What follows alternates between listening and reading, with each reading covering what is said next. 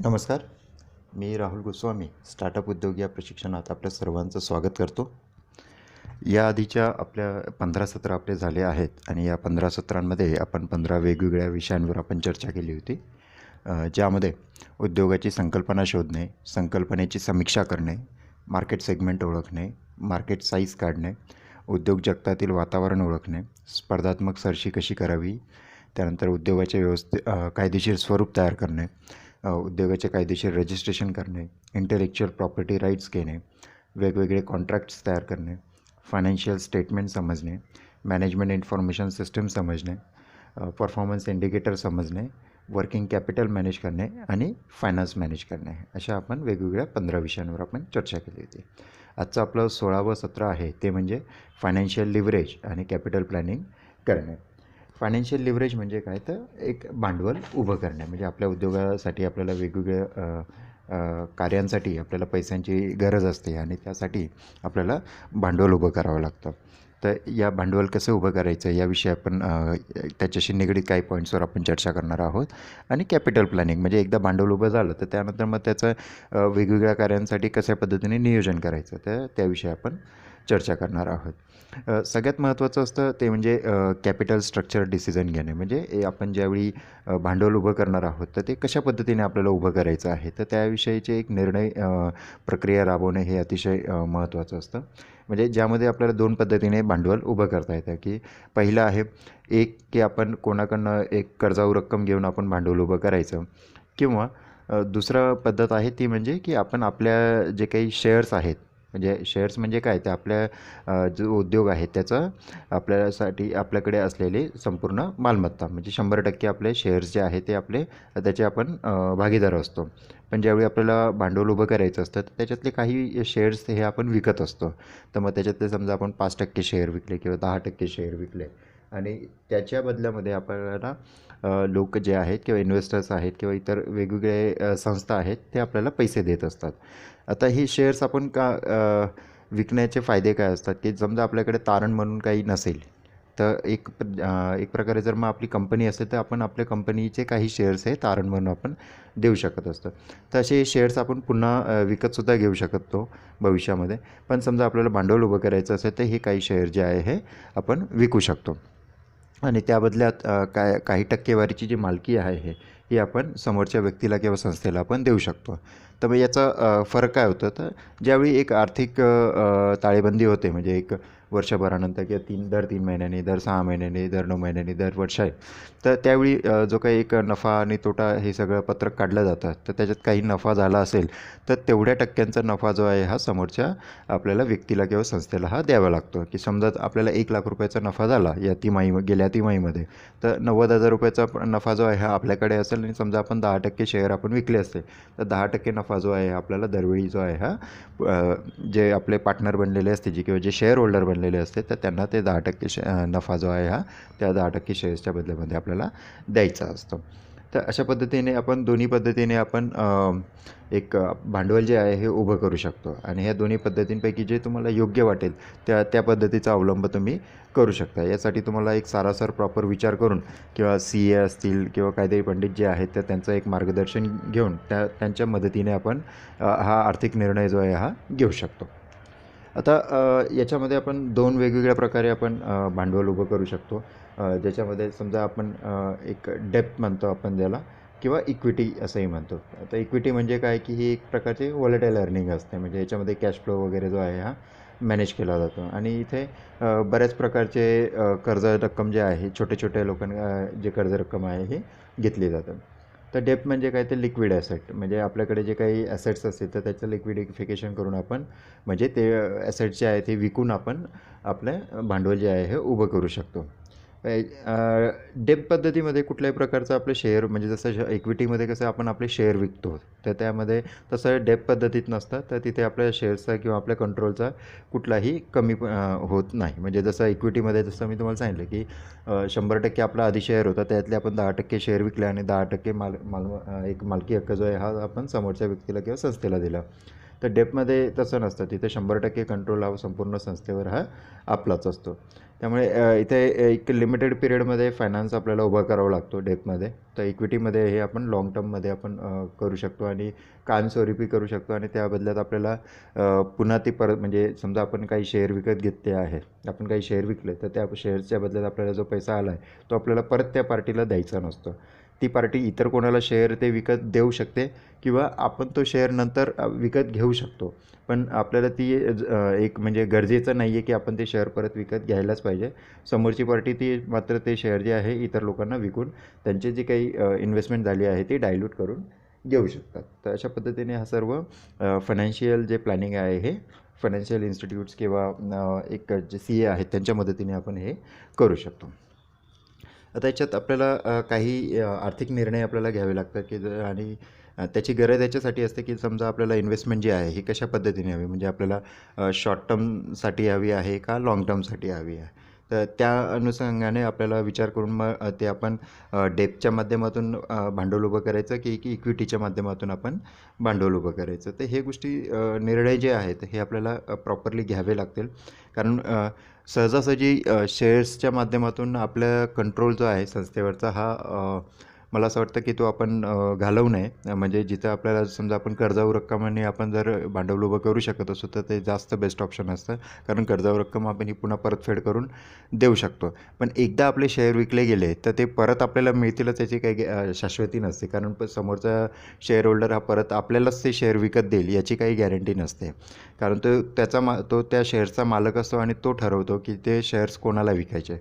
त्यामुळे अतिशय काळजीपूर्वक विचार करून आपल्याला शेअर्स जे आहे ते जर विकायचे असतील तर त्याचा प्रॉपरली भविष्यातला संपूर्ण विचार करून त्यानंतरच मग शेअर्स विकायला काढायचे असतात.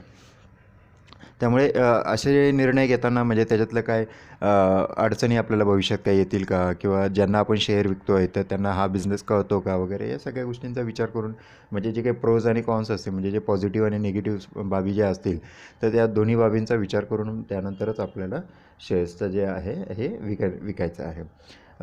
आणि त्यातही मग आपल्याला एक्झॅक्टली किती अमाऊंट हवी आहे तर ही बघणं खूप महत्त्वाचं आहे. जर मोठी अमाऊंट हवी असेल तरच मग शेअर विकण्यात एक फायदा असतो. अदरवाईज जर भांडवल म्हणजे छोटं भांडवल हवं असेल तर मग ते कर्जावर घेतलेलं हे जास्त बेस्ट असतं.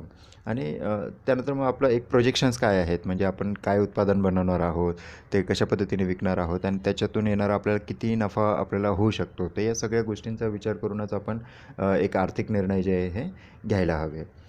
स्ट्रॅटेजी जी आहे एक प्रकारे आपल्याला एक फंडिंगसाठी तयार करावी लागते. त्यामुळे डेब्टच्या माध्यमातून कार्य करायचं का इक्विटीच्या माध्यमातून कार्य करायचं याचा प्रॉपरली एक शांतपणे विचार करून सल्लामसलत करून त्यानंतरच आर्थिक निर्णय हे घ्यायला पाहिजे. आणि मग त्यानंतर मग आपण भांडवल जे आहे हे उभं करू शकतो. आता नॉर्मली तर तुम्ही म्हणा की भांडवल आपल्याला कोण देऊ शकतं, तर बूटस्ट्रॅपिंगच्या माध्यमातून आपण भांडवल आपण उभं करू शकतो, म्हणजे क्राऊड फंडिंग वगैरेच्या माध्यमातून. त्यानंतर म्हणजे याला आपण एक म्हणतो की आपण आपल्या जवळचे नातेवाईक, मित्रपरिवार वगैरे तर त्यांच्या माध्यमातून आपण हे भांडवल जे आहे हे उभं करू शकतो. त्यानंतर एंजल इन्व्हेस्टर्स असतात. एंजल इन्व्हेस्टर्स म्हणजे हे बेसिकली यांचा एक स्टार्टअपमध्ये इन्व्हेस्टमेंट करण्याचा त्यांचा इंटरेस्ट मोठा असतो. ते आपल्याला मार्गदर्शनसुद्धा करतात.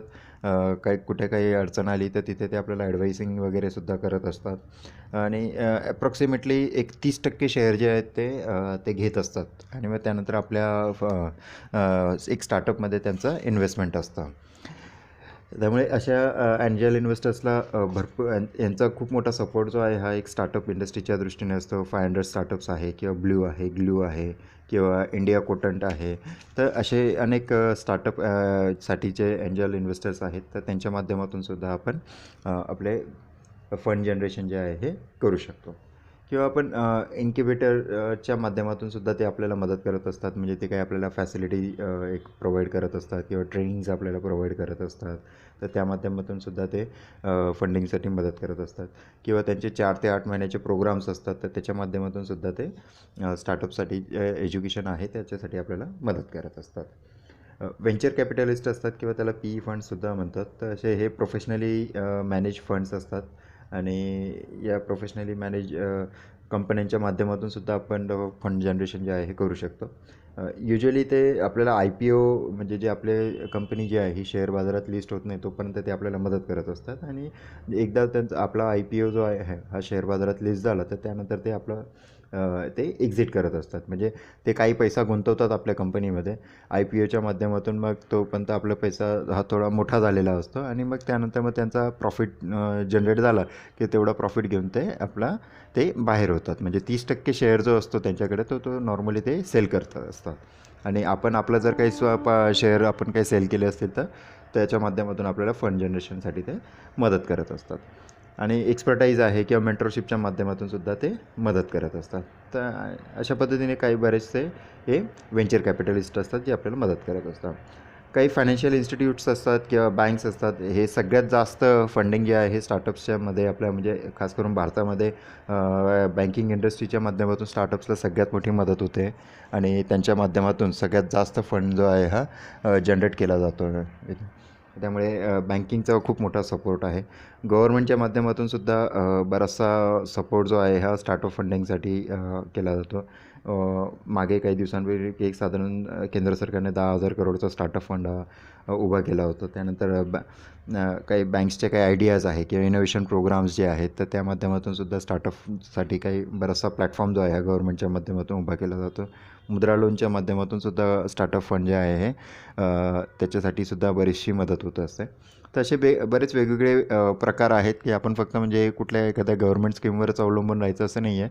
तर या बऱ्याच वेगवेगळ्या माध्यमातून आपण फंड्स जे आहेत आपल्या याच्यासाठी स्टार्टअपसाठी ते जनरेट करू शकतो. आपण जे वेगवेगळे ऑलरेडी मोठे उद्योजक आहेत तर त्यांची मदत घेऊनसुद्धा आपण फंड जे आहे ते जनरेट करू शकतो. म्हणजे आपल्या बिझनेसची एक बिझनेस आयडिया जी आहे हे आपण त्यांच्या एक बिझनेस एक प्लॅटफॉर्मच्या माध्यमातून एक प्रकारे आपण एक प्रोफाईल तयार करून आपण त्यांना जर शो केला तर म्हणजे ज्याला आपण एक बिझनेस प्लॅन म्हणतो तर या बिझनेस प्लॅनच्या माध्यमातून आपण जर आपली संकल्पना त्यांच्यापर्यंत पोहोचवली आणि त्यांना ती संकल्पना आवडली तर मोठे मोठे उद्योजकसुद्धा की ते किंवा आपल्या शहरामध्ये जे मोठे उद्योजक असतील आर्थिकदृष्ट्या जे सक्षम व्यक्ती असतात तर ते सुद्धा आपल्या उद्योगामध्ये पैसा हे गुंतवत असतात.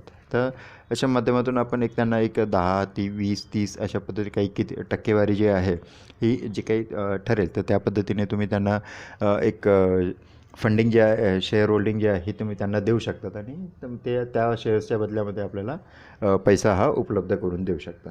तर असे बरेचसे एक फंडिंग उभे करण्याचे रस्ते आहेत की फक्त बँकच पाहिजे, फक्त गव्हर्नमेंटचेच काही स्कीम्स आहे तिथूनच आपण फंड जनरेट करू शकतो किंवा लोन आपल्याला बँकेतनं मिळालं तरच आपण उद्योग करू शकतो असं काही नाही आहे.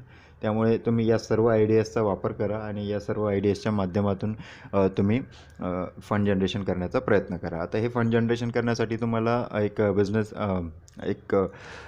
बिझनेस प्लॅन तयार करावा लागतो. तर त्याविषयी आपण पुढच्या सत्रामध्ये आपण चर्चा करणार आहोत. त्याचं महत्त्व काय आहे, त्याचा फॉर्मॅट काय आहे आणि कशा पद्धतीने एक परिणामकारक आपण बिझनेस प्लॅन तयार करू शकतो त्याविषयीची माहिती आपण पुढच्या सत्रात तुम्हाला देणार आहे.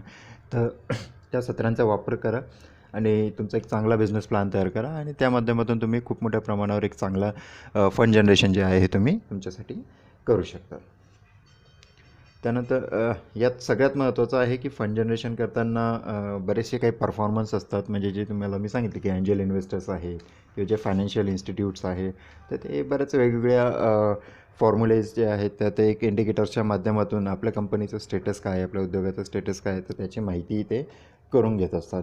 तर हे जे फॉर्म्युले मी आता तुम्हाला पुढे सांगणार आहे की कुठले कुठले ते फॉर्म्युलेशन्स आहेत आणि कुठल्या कुठल्या एक पॉईंट्स आहेत तर की ज्याच्या माध्यमातून इन्व्हेस्टर्स जे आहेत ते आपल्या उद्योगाचं एक ॲनालिसिस करत असतात. तर हे फॉर्म्युले तुम्ही ऐका आणि ते कागदावर लिहून घेऊन आणि त्यानंतर त्याचं तुम्ही प्रॉपरली कॅल्क्युलेशन्स जे आहेत हे एका तुम्हाला मी जे बुक सांगितलं आहे तर या सत्राची ती कृती आहे की सर्व फॉर्म्युले तुम्ही ऐकत तुम्ही लिहून घ्या आणि त्यानंतर मग त्या बुकमध्ये तुम्ही तुमचा जो काही डेटा आहे तो फीड करून तुम्ही त्याचा आन्सर्स जे आहेत ते काढा की जेणेकरून तुम्हाला पुढचा जो तुम्हाला बिझनेस प्लॅन तयार करायचा आहे तर त्याच्यासाठी ही मदत होऊ शकेल. की म्हणजे मी तुम्हाला जे काय एक शॉर्ट फॉर्ममध्ये तुम्हाला मी हे सर्व फॉर्म्युलेशन्स हे 1 बाय 1 मी तुम्हाला आता कॅल्क्युलेट करून सांगेल आणि त्यानंतर तुम्ही ते तिथे तुमच्या नोटबुकमध्ये हे तुम्ही राईट डाऊन करून घ्या. बेसिकली एक खूप महत्त्वाचं असतं की फंडिंग जे आहे हे एक टूल असतं आणि अल्टिमेटली जो आपलं बिझनेस मॉडेल जे आहे हे एक साऊंड असणं हे खूप गरजेचं असतं. आणि हे बिझनेस मॉडेल साऊंड असणं म्हणजे काय की बिझनेस मॉडेल अतिशय छान असणं हे गरजेचं असतं. एक प्रॅक्टिकल ॲनालिसिस, प्रॅक्टिकल बेसवर तयार असलेलं हे गरजेचं असतं. तर पुढचे जे काही फॉर्म्युलेशन्स आहे ते त्याच्यासाठी बनवलेले की जेणेकरून आपण आपला बिझनेस हा प्रॅक्टिकली समोरच्या व्यक्तीला आपण समजावून सांगू शकतो. त्याच्यासाठी आपल्याला एक रेशो ॲनालिसिस म्हणतात त्याला, की जेणेकरून आपल्याला एक रिलेशनशिप असते ती आयटम्सच्यामध्ये. ते वेगवेगळे रेशोज असतात, ते त्याच्या वेगवेगळ्या कॅटेगरीज असतात. तर त्या पद्धतीने आपल्याला रेशोज हे फाइंड आउट करतात. म्हणजे त्याच्यामध्ये लिक्विडिटी रेशो असतो, लिव्हरेज रेशो असतो, टर्नओव्हरचा रेशो असतो किंवा प्रॉफिटेबिलिटीचा रेशो असतो. तशा वेगवेगळे 4 रेशोंच्या माध्यमातून आपल्याला आपला बिझनेस जो आहे हा कॅल्क्युलेट करायचा असतो.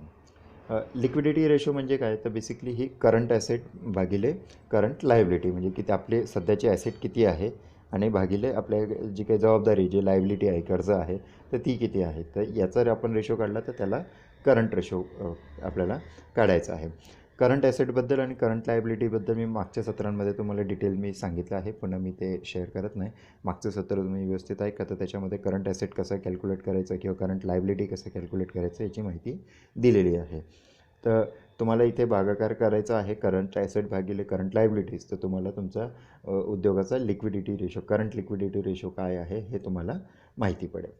जर तुमचा रेशो हा कमी असेल, म्हणजे एक इनसफिशियंट असेल, म्हणजे जे काही पोटेन्शियल तुम्ही ॲसेट्स तुम्ही काढत आहात, तर त्याच्यामध्ये हा रेशो जर कमी असेल तर तुमची फर्म जी आहे ही डिफॉल्टमध्ये आहे असं तुम्ही समजू शकता. आणि जर हाय रेशो असेल तर तुम्ही insufficient use of potential assets, म्हणजे तुमच्याकडे जे काही ॲसेट्स आहेत त्यांचा तुम्ही प्रॉपर तुम्ही वापर करत नाही आहात, तर असं एक कळतं. त्यामुळे तुमचा लिक्विडिटी जो रेशो आहे हा तुमचा हा लो असला पाहिजे, तो हाय असता कामा नये. त्यानंतर तुम्हाला ॲसेट टेस्ट रेशो करायचा असतो. ॲसेट टेस्ट रेशो म्हणजे काय, तर करंट ॲसेट वजा इन्व्हेंटरी भागिले करंट लायबिलिटीज. तर मी तुम्हाला इन्व्हेंटरीबद्दलसुद्धा मागच्या सत्रामध्ये माहिती दिलेली आहे. तर तुम्हाला हा ॲसेट टेस्ट रेशो करायचा आहे करंट ॲसेट वजा इन्व्हेंटरी भागिले करंट लायबिलिटीज. तर याच्यामध्ये हा जो रेशो आहे हा आयडियली हा 1:1 यायला पाहिजे. आणि तो जर आयडियली 1:1 येत नसेल तर याचा अर्थ असा आहे की तुमचे एक तर ॲसेट्स जे आहेत हे तुमचे कमी होत आहे आणि तुमची लायबिलिटी ही वाढत आहे, म्हणजे कर्ज जे आहे तुमचं वाढत आहे आणि हा तुमचा उद्योगासाठी एक धोक्याचा इशारा आहे. त्यामुळे ते हे बघणं खूप गरजेचं आहे. त्यानंतर असं लिव्हरेज रेशो. लिव्हरेज रेशोमध्ये एक 2 रेशो असतात. त्याच्यामध्ये सगळ्यात पहिलं असतं ते म्हणजे डेप्थ इक्विटी रेशो. म्हणजे तुमचं कर्ज आणि तुमचं इक्विटी याचा रेशो काय आहे, तर याला म्हणतात डेप्थ इक्विटी रेशो, म्हणजे डेप्थ भागिले इक्विटी. तर हा तुम्हाला काढायचा असतो. त्याच्यामध्ये हा जर रेशो लो असेल तर याचा अर्थ होतो की मॅनेजमेंट जे आहे हे एक प्रकारचं कन्झर्वेटिव्ह आहे. आणि जर हा रेशो हाय असेल तर एक आपले जर उद्योग आहे हा एक प्रकारे हाय रिस्कमध्ये फॉर्ममध्ये आहे, तर हे आपल्याला कळतं. त्यामुळे तुमचं एक रेशो जो आहे हा लो असणं हे अतिशय गरजेचं आहे. त्यानंतर असं interest coverage ratio. Interest coverage ratio म्हणजे मध्ये आपला जो फॉर्म्युला आहे तो येतो, तो म्हणजे PBT भागिले अमाऊंट ऑफ इंटरेस्ट. तर हे PBTच्या माध्यमातून आपल्याला जो आहे हा रेशो काढायचा आहे आणि त्यानंतर भागिले जे आहे हे आपल्याला अमाऊंट ऑफ इंटरेस्ट जे आहे हे आपल्याला काढायचं असतं. तर यात हा जो रेशो आहे हा जर तुमचा लो असेल तर याचा अर्थ आपण इंटरेस्ट पे करू शकत नाही.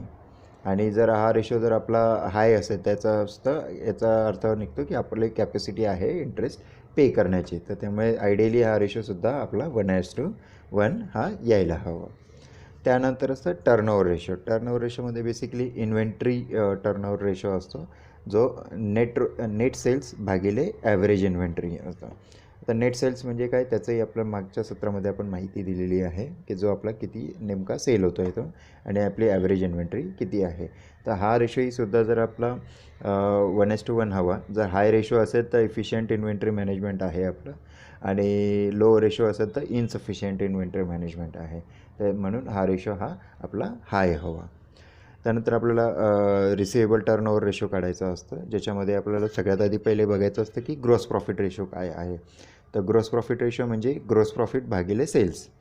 तर हा पहिला आपला ग्रॉस प्रॉफिट रेशो काढायचा असतो. त्यानंतर नेट प्रॉफिट रेशो काढायचा असतो, ज्याच्यामध्ये नेट प्रॉफिट भागिले सेल्स अशा पद्धतीने आपल्याला नेट प्रॉफिट रेशो आणि ग्रॉस प्रॉफिट रेशो मिळतो. आणि मग रिसिवेबल टर्नओव्हर रेशोमध्ये मग आपल्याला ग्रॉस प्रॉफिट रेशो भागिले नेट प्रॉफिट रेशो करायचा असतो.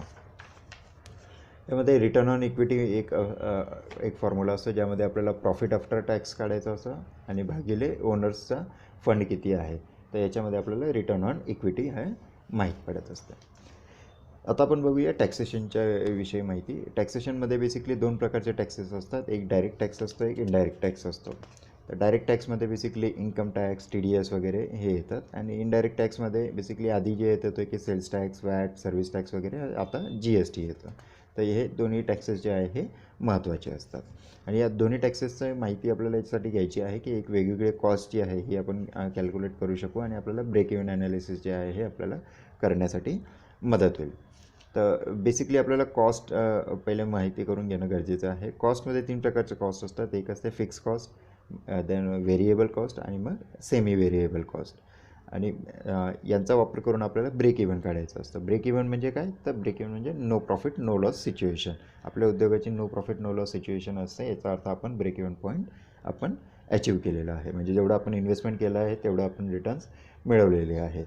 म्हणजे कुठल्याही प्रकारचं आपलं नुकसानही नाही झालं, पण कुठल्याही प्रकारचा 1 रुपयाचा आपला फायदाही नाही झाला. तर अशा सिच्युएशनवर आपल्या उद्योगाला आहे त्याला ब्रेक इव्हन पॉईंट म्हणतात.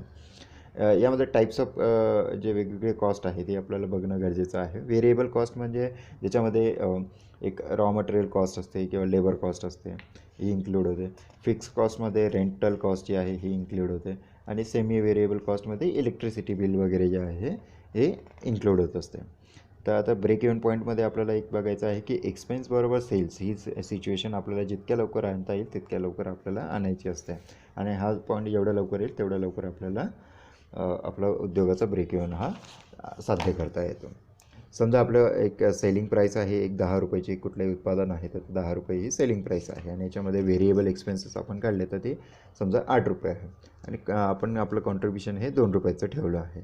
तर कॉन्ट्रिब्युशन बरोबर सेल्स रेव्हेन्यू वजा व्हेरिएबल कॉस्ट हे आपण काढलं तर आपल्याला कॉन्ट्रिब्युशन हे मिळत असते. समजा ब्रेक इव्हन पॉईंट आपण कॉन्ट्रिब्युशनच्या माध्यमातून काढायचं ठरवलं तर कॉन्ट्रिब्युशन हा 2 रुपये आहे आणि फिक्स कॉस्ट ही आपली 22,000 रुपये आहे. तर ब्रेक इव्हन पॉईंट बरोबर फिक्स कॉस्ट भागिले कॉस्ट पर युनिट आपल्याला मिळते. तर 22,000 भागिले 2 रुपये हे कॉन्ट्रिब्युशन किंवा कॉन्ट्रिब्युशन पर युनिट. तर आपल्याला 22,000 भागिले 2 काढले तर 11,000 युनिट जे आहे हे आपल्याला तयार करावे लागतील जेव्हा आपल्याला ब्रेक इव्हन हा पॉसिबल होईल. आता सेल्स म्हणजे काय? तर सेल्स म्हणजे हा fix cost plus variable cost plus profit या तिघांचं म्हणजे सेल्स कॉस्ट आधी व्हेरिएबल कॉस्ट आणि प्रॉफिट सगळे एकत्र केलं तर आपल्याला सेल्स मिळत असतो. आणि सेल्स वजा व्हेरिएबल कॉस्ट आपण केलं तर आपल्याला कॉन्ट्रिब्युशन मिळत असतं. तर हे 2 फॉर्म्युले लक्षात ठेवणं गरजेचं आहे. त्यानंतर आपल्याला मग या 2 फॉर्म्युल्यांचा वापर करून आपल्याला ब्रेक इव्हन युनिट्स काढायचे असतं. म्हणजे किती उत्पादन तयार केल्यानंतर आपल्याला ब्रेक इव्हन मिळेल.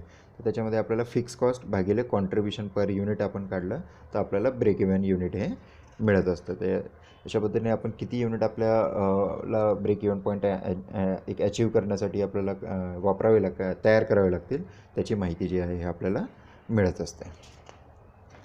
त्यानंतर आपल्याला आहे की एक कॉस्ट चेंज आणि मार्जिन ऑफ सेफ्टी काढायची असते. त्याच्यामध्ये ब्रेक इव्हन युनिट्स आपल्याला काढले आपण की जसं फिक्स कॉस्ट भागिले कॉन्ट्रिब्युशन पर युनिट. तर मग त्याच्यामध्ये आपल्याला मिळतं मार्जिन ऑफ सेफ्टी काय आहे. तर मार्जिन ऑफ सेफ्टी म्हणजे काय? तर रेव्हेन्यू वजा break even point of cells.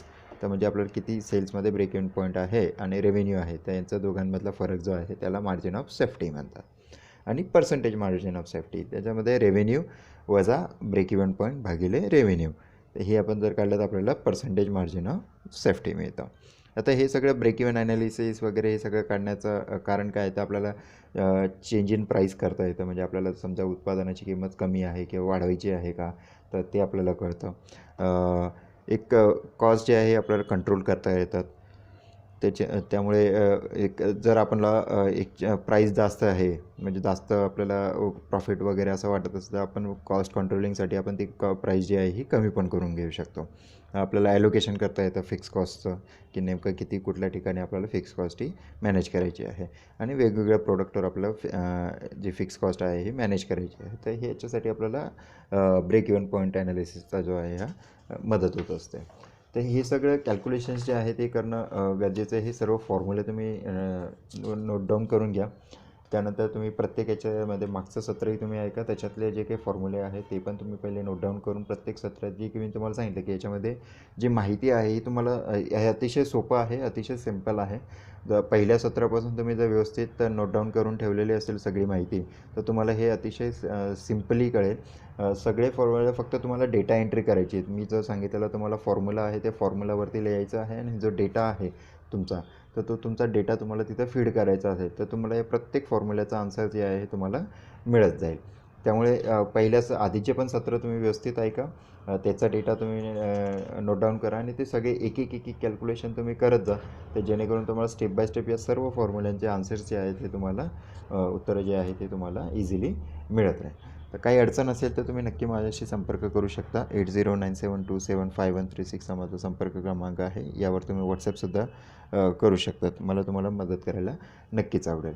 काही अडचण असली तर मला तुम्ही नक्कीच कॉलसुद्धा करू शकतात. आजच्या सत्रात एवढंच. आपला दिवस शुभ हो. धन्यवाद.